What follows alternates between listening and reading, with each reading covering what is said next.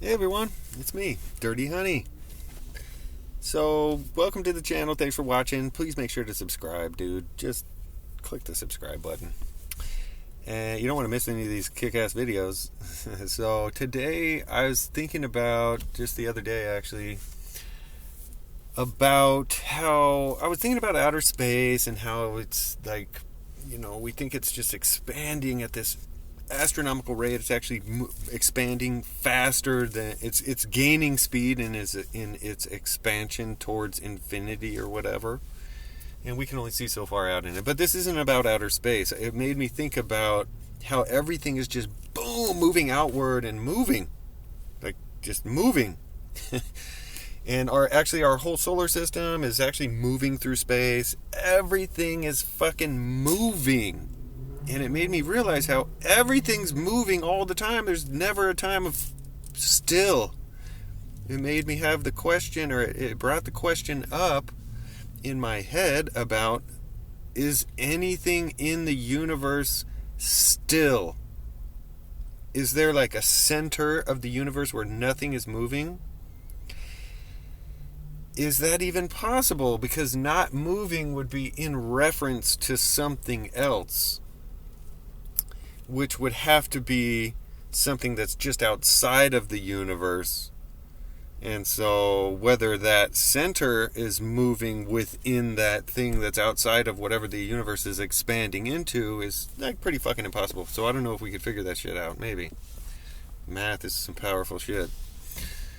But it made me, it opened this little room in my head, this door in my head, about how everything down to the smallest little atom, everything is in motion all the time. Even if it seems like it's sitting still, it's moving through space. Excuse me. So there's never a time or a place in the universe that we know of, I don't think, that I know of or have heard of, that is still. So that becomes something so rare that it's like impossibly awesome, maybe, or maybe horrible. Who knows? Maybe life is that motion and time is like the ignition of stillness into motion, which is life. And that's how everything works, because once time is introduced, it starts to move, and things move because time is moving. It's giving things an opportunity to do something next. Without time, it's just in static, frozen, nothing can move. And so time is, again, the super fucking integral part of our existence with regard to the recognition and actually like the proof of motion in any form. And so we have this eternal motion in the ever-expanding universe that's just, we're completely surrounded by this motion. And motion is it includes time, but it also it needs like some sort of propulsion, some sort of energy to make it move. How did it start moving? It has to... How does it keep moving? It has to have something that's moving it. So that tells me that there's fucking energy everywhere. We're like swimming in this fucking energy that's causing everything to move. Why is energy so fucking expensive and hard to get our harness and kind of use for our benefit when it's everything? Every single thing that exists is in motion and is utilizing some kind of energy that's just perpetually generated in this existence or in this universe that we live in. And so it's like, why is it so difficult to have energy specific for our utility that we want to make it drive our car or whatever? Like Tesla, this dude Tesla, not Elon Musk or the company, the dude Tesla from way back when, whatever his first name was, I can't remember right now for some reason. Something Tesla. Dude, this guy's a fucking genius, dude. It's no wonder Musk named that company out of it. This dude is just such an awesome guy, too. Nikolai Tesla, something like that. Nicola. I don't know, whatever. I'm seeing it in my head. I can't say it right. But the energy that's everywhere and everything is free. It's just like fucking everything is made of it almost. And it's this just massive expansion into geometric existence that we live in. And it's kind of another thing that I was thinking about is geometry is so. I was having this experience the other day with the recognition of geometry and how it's just everywhere in everything, and it's kind of like this message from the universe or something, like the universe is Lassie or your dog, and your dog comes up and he's like, oh, I'm telling you something about something.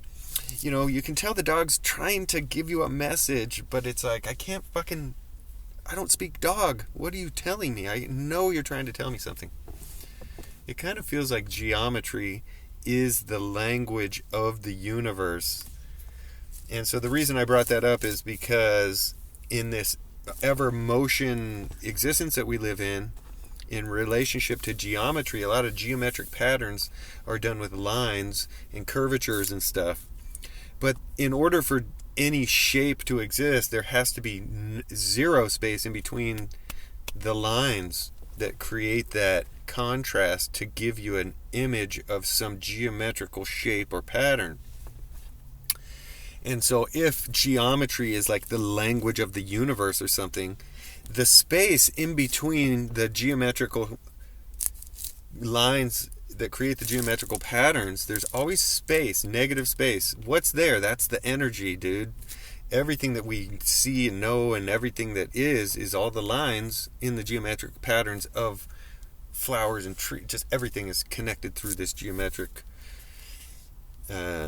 just pattern of life or whatever that is there. It's just difficult to understand that language. We don't have